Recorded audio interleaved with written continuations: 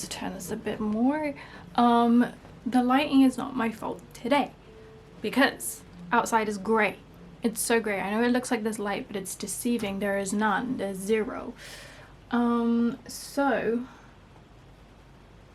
what we're gonna do, I was sat here doing my nails. I literally painted them like 2 days ago and they were already coming off. Like, just, I was like missing my acrylics, and I'm not gonna get acrylics done for a little while. So I was sat here filing these, and then I remembered I had like these, which were really cute, from Glaze from a very long time ago. So I don't know if they work or what, but because Glaze's stickers they sent me were, sorry, shit. They didn't stay on for the life of me. But yeah, I was sat here doing this and I was like, oh, I'm so bored and not being productive, which, you know, some may say is an illness. But I was thinking, okay, I need to film a YouTube video today. Now's the perfect time anyway, and we can do it and see the end result of my nails. Isn't that cute? We can do something together. I will say that's growing to be a lovely nail. So I'm gonna go through my January books that I read, but also my TBR for February. I read 28 books, 28, 29, 28 books, something like that, in January. And I've read one already in February. Today is the 3rd of February that I'm filming this. Come on. So the first book I read was The Love Poems of Rumi. I really like this. This also was one of my books that I put on my Storygraph challenges. So kicking off the year to like a really good start with getting challenges done. Definitely way ahead than I was last year in terms of that. Yeah, it was really good. I related to it. I think I gave it 5 stars. I am easy to please with poetry, but that also means I'm easy to not please. So, you know, it's either like a 1 or a 5. To be honest, you don't really get an in-between with me when it comes to things like poetry. Then I read Still Like an Artist by Austin Kleon, and this was really nice to read. Again, 5 stars, and again for my Storygraph challenge. But the reason it was nice was because it was quite nostalgic for me. I remember when I read Austin Kleon like over 7 years ago for the first time, and it was a gift from my dad, I think, and or my mum, and just really, I remember that time really fondly, and him and his book really fondly. So it was nice to read this, which I hadn't read before, obviously, but this one in particular, I mean. But yeah, I gave it 5 stars. I love anything he puts out. I agree with pretty much everything he says. And I think it was like a really necessary thing for me to read first thing this year, because as you'll see, I have a lot coming, a lot of news, a lot of stuff I'm going to be announcing soon that is really exciting. But I feel like it set the tone for me personally with projects, with creativity, with writing, with content, and you know, that was really necessary. So yeah, I'm really glad that I read that. Then I read The Hypocrite. Finally, I've had the book for like 2 years. I got it sent to me, the ARC, and the thing is like it didn't bother me. Like, I didn't hate it, and it was well written, but I really didn't love it at the same time. I don't know why, but I just like started to think about how I really want to watch some true crime. I've been watching cooking shows for the past days. I'm ready to return to my true crime. Sorry, that was really random. I just genuinely just thought that as I was speaking. Yeah, there was something about it I just didn't love. I think it was the story itself, to be honest. It's a really interesting... it's an interesting concept, but it was also just like not a fun read or like an enjoyable read, and that's fairly important for me. So yeah, I think I gave that 3 stars. Self-Portrait in Green by, I believe it's Marie Ndiaye, I think that's how you say it, or I probably just butchered the fuck out of that. I'm apologizing because I'm really bad with pronouncing most names, which is ironic because I hate when people call me Maya and it's very clearly Mia. But anyways, I did my research on this book and this author because it was part of my, also she's ready to have her new set on, so we're going on to the next one. Because it was part of my Storygraph challenges, and Storygraph, the thing I love about their challenges is that it really does push you out of your comfort zone, and it's like shows you like new things, and I really honestly wholeheartedly love it. Like that, it's really awesome. Especially their, I think it's like around the world, it's called something like that, and you have to like read from authors who are from specific countries that are usually marginalized, underrepresented. When I tell you the research I do last hours for this, because it is near impossible to find a book I can access in the Western world, which is ironic, by these authors, because it's literally like one author out of millions and millions and millions that is from this one country, which is so baffling, so upsetting. So I finally found this author who was fairly like published in the Western world, like in the sense of like I could get my hands on the book to read. However, the issue was, like, when I went onto their Goodreads, not that Goodreads really means anything, they were so low rated. Like, most of their books were like 2 point something from hundreds of readers, and I was so baffled because the concepts, like when I read the blurbs, they were so interesting. And then I read Self-Portrait in Green by this author, and I was like, this is really good. Why is this being given really low ratings? I will say I do think Self-Portrait in Green is her highest rated book. Still though, it had surprisingly low ratings for a good book. So I don't know if it's just that people don't understand it. I don't know if it's just genuinely not reached a lot of readers, because that wouldn't surprise me at all. But yeah, it really was a surprise, and I recommend this book. I can't say for any other book, maybe they deserve low ratings, but this one in particular was so inoffensive, and I'm pretty sure I gave it 4 stars. Then I read A Year of Junk Journaling by my lovely friend Martina Calvi. Love Martina, love the ideas in there. As much as I love her ideas in there, I, like, for the life of me, probably wouldn't follow it, because I'm so nitpicky about what I journal. Like, I love only journaling about like travel or monthly spreads and things like that, rather than these kind of itty bitty ideas. But I do love her ideas. I think they're really cute. But yeah, I'm a simple journaler, junk journaler, but still, like, 4 stars minimum, 4.5 maybe. Manifest Like a Motherfucker.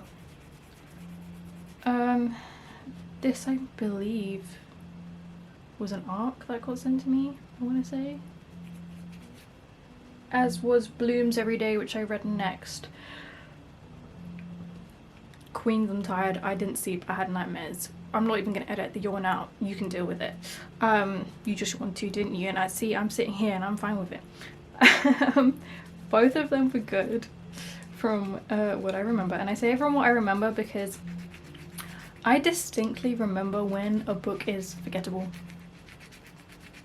And Manifest Like a Motherfucker was fairly forgettable because it's not really a book. it's more of a diary, which is fine. However, you have to log it as a bloody book when you get sent it by publishers.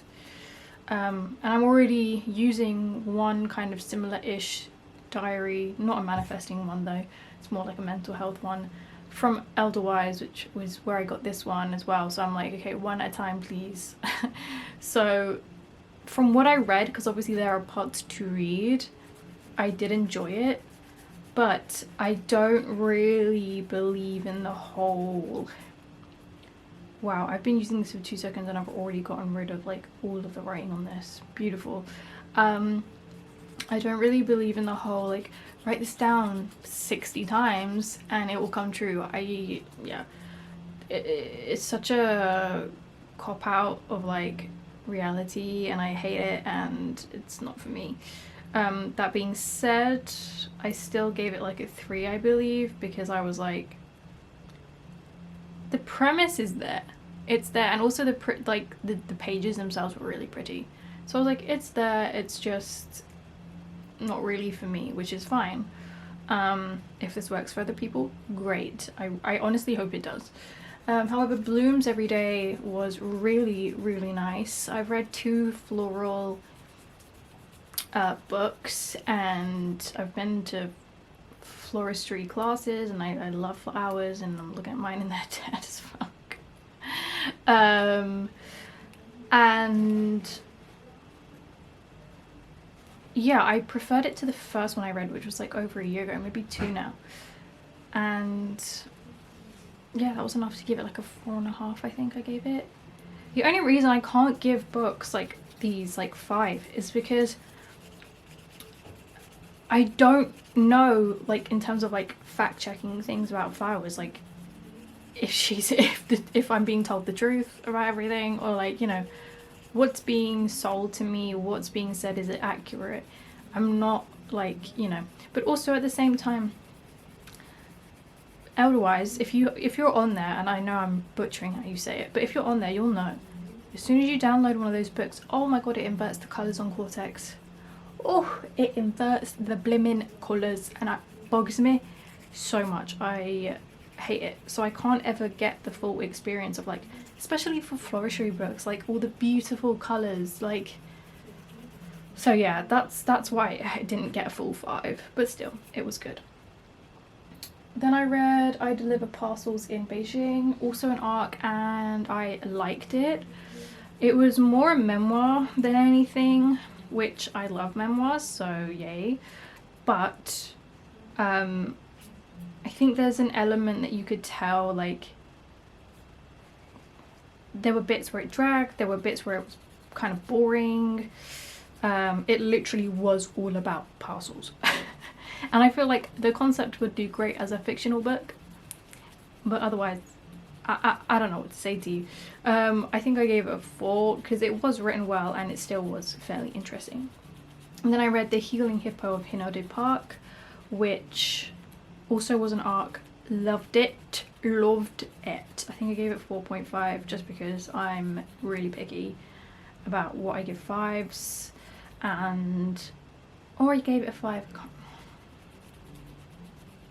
You can go look at my Goodreads. Loved it, loved the concept, love my short fiction, translated short fiction. Beautiful, beautiful, stunning, gorgeous. It's like just so scrumptious. It's like a bowl of good warm food. Seriously, love. Where am I? Then I read Room for Two, which was my first audiobook of the year, by Lana Ferguson, I want to say. And oh, sorry, I was just making sure in my brain that it was by Lana Ferguson. I'm pretty sure I'm right on that. Yeah, I really liked this. It was a short book, which again, absolutely fine, love that. Romance. I think I gave it 4 stars. I remember in my actually, let me get it up. I remember in my review that I put like exactly what specifically needed editing, because I was so like, as I was listening to it, I was like, that needed editing, and then this would have been like a 5-star and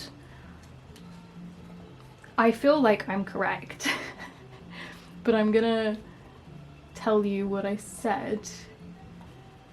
Oh, it's there. Yeah, I am right, it's Lana Ferguson. Look at that, good memory, good memes. The lighting is not my fault, I don't want to hear it. Okay,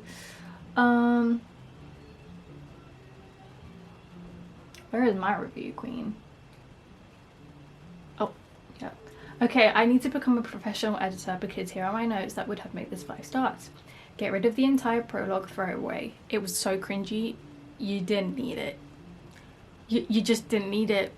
Get rid of the cringe smart lines. If I hear another woman in a book say, oh, you're so big. Never have I uttered those words, even if they were true. Never has any one of my girlies uttered those words. I don't want to hear it. If you actually say that, enough. I did add, some were great, some were cringe. We just need to find the right balance. AKA, get rid of all the cringe. We'd be spot on. Change the final scene from Jasper's room to Cade, please and thank you. Yeah, they basically have sex in his best friend's room, and personally, for me, if that was real life, I would not only stop being friends with you, I would set fire to the house with you in it. Disgusting. I find things like that, I do have OCD, but I find things like that foul. Get the female narrator to quit the OTT narrating. There were bits where she was like emphasizing the wrong parts. It was really pissing me off. Like she was over the top with certain things, and it was like, chill, just like, can you just narrate like when you're speaking dialogue specifically, can you just narrate like you actually saying it? I am a fiend when it comes to dialogue, I'll admit it. My degree is literally in dialogue script writing. It's what I'm best at. And have qualifications in, so that bugged the shit out of me, but that's not a thing against Lana Ferguson. Just the narrator. Stop mentioning Luke so much, I beg. The main female character does not shut up about her ex, and even I was getting to the point of like, girl, if you don't shut the f up, I will leave you. I'm not with you, but I will leave you. So yeah, we just need to find like a balance there because it was just way too much, way too much. And then I said, I'm perfect. Do you know how hard it is to get the pacing right for something quite short? And Lana Ferguson did it spot on. Love it. It was good, but I'm adamant about those edits. If those edits were made, we would not be sitting here talking about this in this way. Then I read The Death of a Greek Lover, which I loved. I believe it's by David Plant, I want to say. It's kind of like a bunch of poems. Beautiful. And also, there's nothing like a Greek yearner. Like, the Greeks know how to love. I'm Greek. I gave that 5 stars, I believe. Then Maverick Key, which, like, reflecting on it, I'm so confused still. It was like, it was promoted as a romance. The front, like the cover, was like 2 people kissing underwater. It's like promoted as a romance, and like, then there's also like a thriller, and then like several other thrillers and mysteries, and I'm like, what is going on here? I gave it 3 stars because like, I think it's a really cool premise. I actually really like the premise. I just think it needed to be promoted a bit better and clearer, because this was an arc that I got sent on NetGalley. And I would change the ending. I'm not going to spoil it, but I would change the ending. If I'm not happy with the ending, you're not getting 5 stars, queen. I read The Midnight Pastry Shop called Hwawaldong. Hwawaldang? Dang? I actually think I did that quite well, I'm not gonna lie. I liked this. I think I gave it 4 stars. The reason I didn't give it 5, listen, again, love my translated fic. I eat it up. It feels like a bowl of good, warm, hot, lovely food. However, I am seeing a lot of books being way too similar. This is very like other books that I've read. And I just want a bit of difference.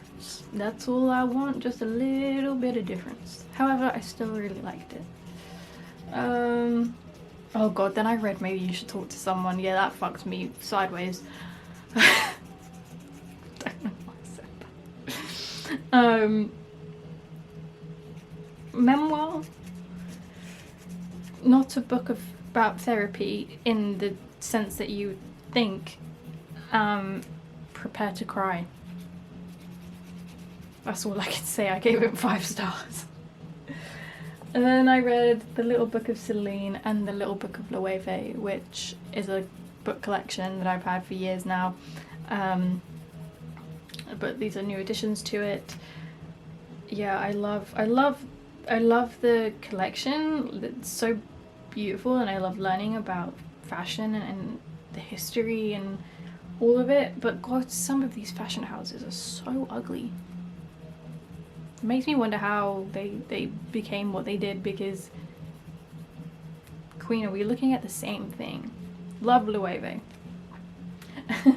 Then I read The Essence of Somatic Art Therapy, which again was an arc. Listen, y'all, from what I could tell, because it was a tiny little screen, the cover, and I did have a look again, but the cover does not look like it's AI. And there is no mention, and I have beef with Nick Ellie and otherwise for both of them, like for this, no warnings whatsoever that any of it is written with AI. I read it, at first I was like, oh, this is great, I love this. And then as I kept going, I started to notice how much was being repeated and how there was no personality or personalization to the writing. And so I went to have a look to confirm my theories on the Goodreads, and it seems that not only was the art inside the book, because the cover is different, the art inside the book you don't see until you read the book and you get sent the arc, is AI. The art 100% I knew straight away inside the book was AI. And then I went onto the Goodreads and someone was like, yeah, this is mostly written with AI. And I was like, right. So I gave it 1 star because not only did you not disclose that, but you said the art was from Etsy, which is not an artist. If you're going to give it to, like, the credit to an artist, you've got to say the artist's name, because you'll have that in your orders, like your past orders. You can see that, you can find that. Lazy. However, I wanted to make it really clear in my review that it was purely because of the AI that I gave it that, because I didn't want my review to make anyone for a second doubt somatic therapy, especially somatic art therapy. I'm in somatic therapy. Somatic therapy has changed and saved my life on numerous occasions in the past year. And the importance of somatic and art therapy both together and separate is integral, I think, to survival. So I was really upset about this one, because I was like, this is like, the premise is correct, like this is really important, but there's so much irony in someone promoting and talking about like, be an artist and like it will change your life and save your life, and then like literally doing the opposite. Like, what am I meant to do with that? It's just rubbish. It's so lazy. Then I read Little Book of Issey Miyake. Am I okay? Issey Miyake, who love. Then I read Twice, which was an arc, which is crazy because like I've read loads of Mitch Albom, so crazy to be sent Mitch Albom, but this was good. Not his best, but definitely not his worst. So I think I gave it 4 stars. Then I read a Wes Anderson dictionary, which again, I have a really specific review on it, which I'll actually get up, because I found it really funny. If If you don't know, I'm a massive Wes Anderson fan. I collect all of his, like, the books about him. So this is one of like 10. I've even got a signed copy of some of them. So I have my feelings, and I take them quite seriously. Hello, do you want to take your fucking time? God, having an old iMac is not for the weak. Most of the time I'm sat here like this, like just frustrated as fuck. Anyways, I am on it, so let's read this. It's by Sophie Monks Kaufman, and I said, okay, I have my thoughts. Why is it not showing my how many stars I gave it? Oh, I didn't.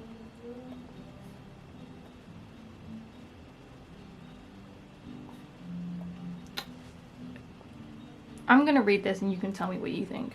I think I left it because I was so stuck between 3 and 4. Okay, I have my thoughts. Anything about Wes, I love it, I buy it, take my money. It will never be below a 5 stars unless you somehow butcher it, which is hard when you're talking about the most perfect filmmaking in the world, in world history. However, as a collector of every single Wes book, here's my critique. The illustrator's inability to draw Timothée Chalamet is incredible. I've never laughed so hard in my life. I'm obsessed. The absence of Chalamet by name even is absolutely so funny to me. I love that Kaufman, whilst obviously a fan, was able to make objective remarks about him and his work. Anderson. There was a part where Anderson was asked if the characters... This is what bothered me the most. There was a part where Anderson was asked if the characters were intentionally neurodivergent. And Anderson outright says no, but it's probably a reflection of his own personality. Kaufman says this is a win, and I feel like that's quite confusing because he literally said no.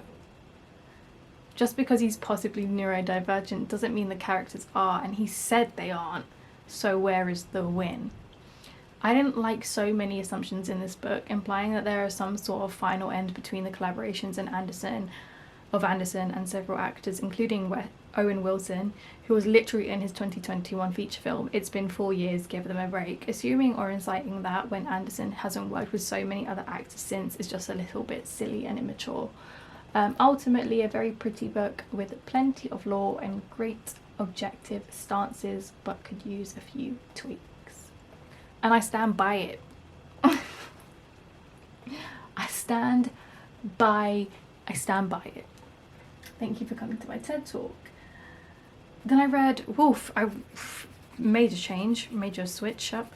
I read Welcome to Hell, which is a book about Gaza and a graphic novel, I believe. Really hard read. Very short, beautifully done. It's it's eyewitness account, so it's real experiences. I feel like it's a must read. I gave this 5 stars. Then I read A Sad Secret, which was also, this is not a first witness account, but it was a novel based on Gaza, but for children or younger audiences. I gave this 4 stars. The reason it wasn't 5 stars, there was some few bits that I was quite confused by, like, for example, it's obviously from a child narrator, so I'm not sure if this was intentional, which is why I was like, I don't know what the intention is here. But he kept saying like girls had things so easy, and I was like, is this a literal criticism, or like, are you trying to like really push it out there that he's a kid? I don't know. Either way, 4 stars. It's a kid's book. What can I say? And it was still powerful by the end of it, because it was still about Gaza. Hello Beautiful by Anna Napolitano. God, Lord help me. Fucked me up real good. It fucked me up. Oh, I was fucked up by it. I was so fucked up by it.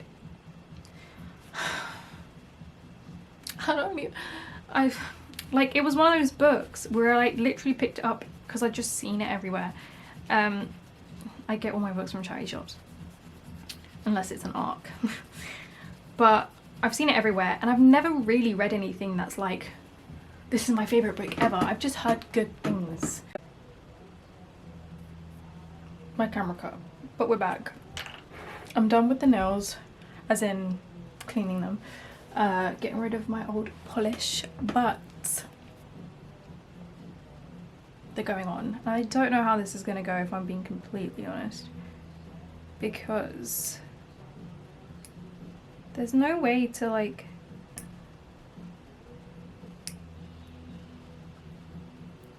right, that's the excess off. Let me check something.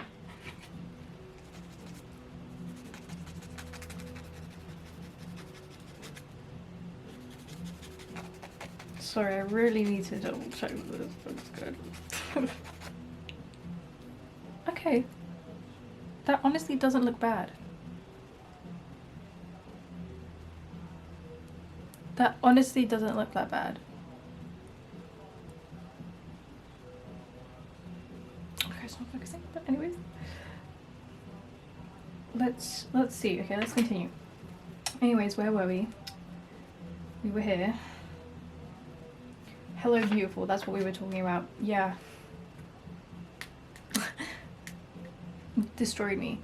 I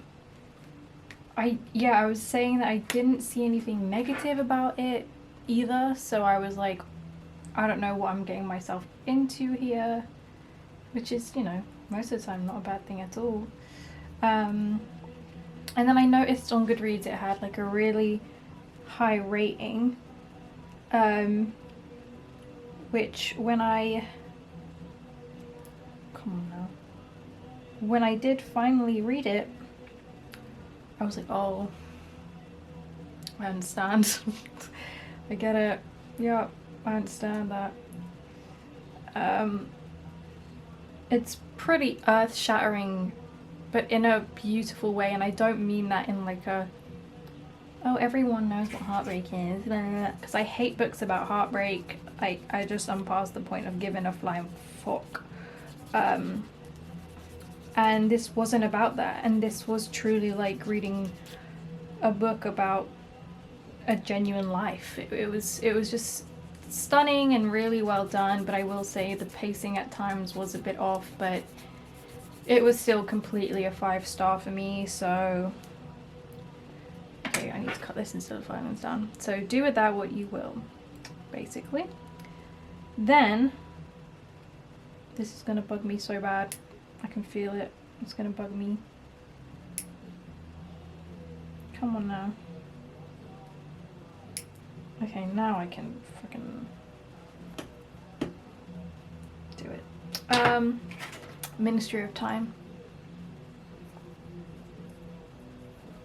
Don't even get me started on this book. I loved this book so much. It was exactly what I wanted it to be, which very rarely happens, so I was so pleased. It's beautiful, beautiful, beautiful. I had such a great time reading it. Yeah, just 5 stars. Then I read Billy Connolly's Windswept and Interesting, which is a memoir. Love him, loved it. Great memoir, really intriguing.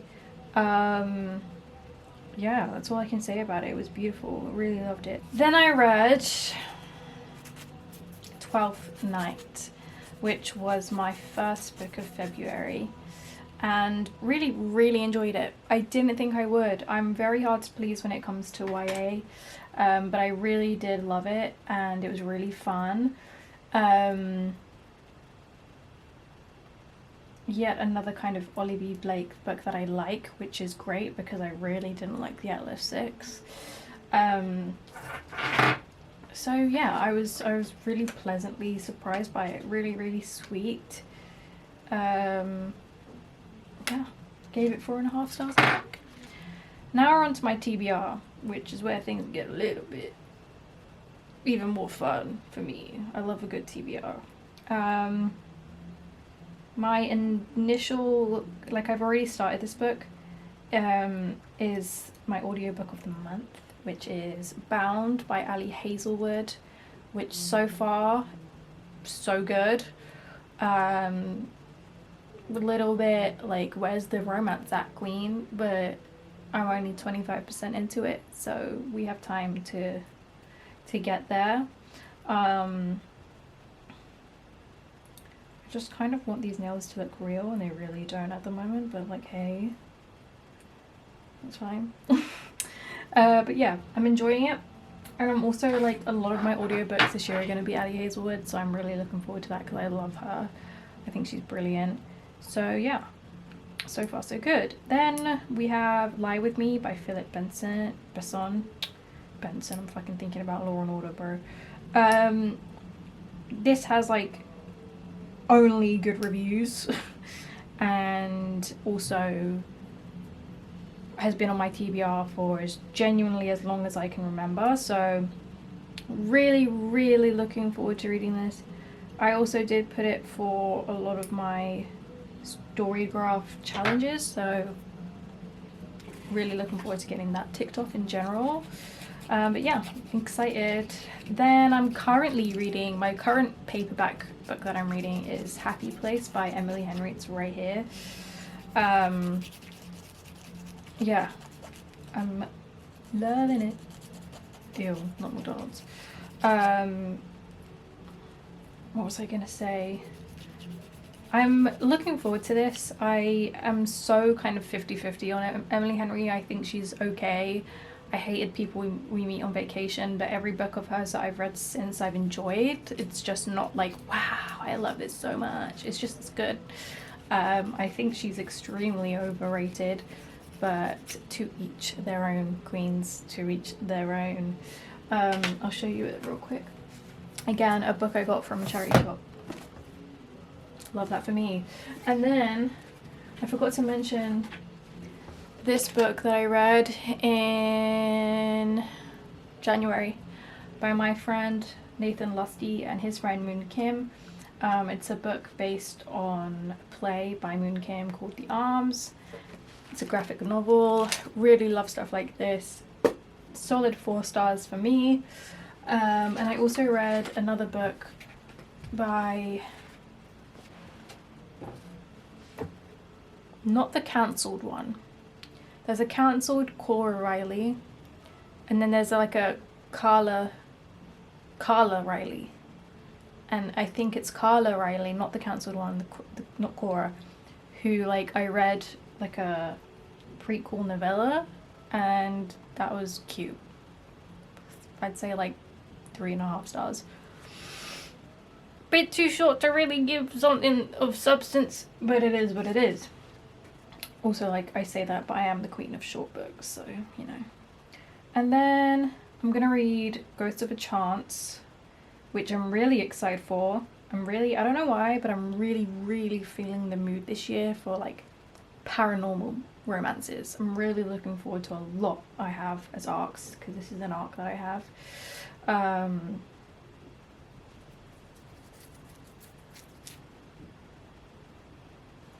They're staying on. I'm impressed so far, because honestly their stickers were shit. So I'm really impressed. I'm gonna read The Woman Dies, which is another of my translated fic, which I'm really looking forward to, as well as The Phoenix Pencil Company, which I thought was translated fic, but maybe I'm wrong. But will be one of the books to... Oh shit, this is too big. What am I gonna do? Okay, I'm just gonna have to fucking cut it. It's gonna be one of my Goodreads challenges, I believe. Yeah, it is Goodreads, it's not Storygraph. And I'm really looking forward to it. Again, it's an arc. Super into the concept, though. I remember when I initially got it, I was really excited to read it, so I'm very excited. And there is more. I just didn't write it down. Let's find what the other ones are. There are 2 more that I didn't add, which are Divine Rivals. I honestly cannot believe it's taken me so long to get to Divine Rivals. I've had it on my TBR for years. It will be one of my challenge books as well, as will the Laddie Upstairs, Lady by Jessie Elland, which is one of my friends.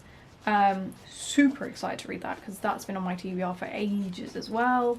Love her, and love a good like period piece that's also piece, not priest. Come on now. That is, can you tell I didn't sleep? That's also sapphic. So obsessed, love it, super excited. I feel like I'm really like on a roll with books at the moment, so I'm really pleased. But yes, that is all of the books that I have read and will be reading in February / read in January. Sorry I'm all over the place. I will come back in a second when my nails are done, but I love you guys so much and I will see you soon. Bye.